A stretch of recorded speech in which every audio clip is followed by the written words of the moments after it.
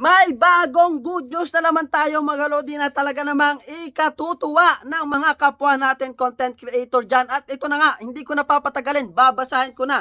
Ito po ay effective sa October 6, 2023 at ito po yung nakasulat sa bagong update ni Facebook. Under content means your content, videos, photos, stories, or other media specified by Meta that complies with terms and conditions in this content monetization terms that is posted on a Facebook page or profile owned and operated by you as specified in your business manager account or similar interface specified by Meta, and for which Meta, ito yung bagong update, makes the ad tool available. Ibig sabihin mga Lodino, sa update po sa October 6 mangyayari, yung pong ating mga pinopost na photos at stories ay maaari na pong magkaroon ng ads. Yes mga Lodino, at hindi po yan malayo na mangyari dahil yan nga po yung bagong update ni Lolo Mets. At kung nung before, stars po yung bagong update sa text post natin at sa picture post natin mga Lodi. Nung ngayon,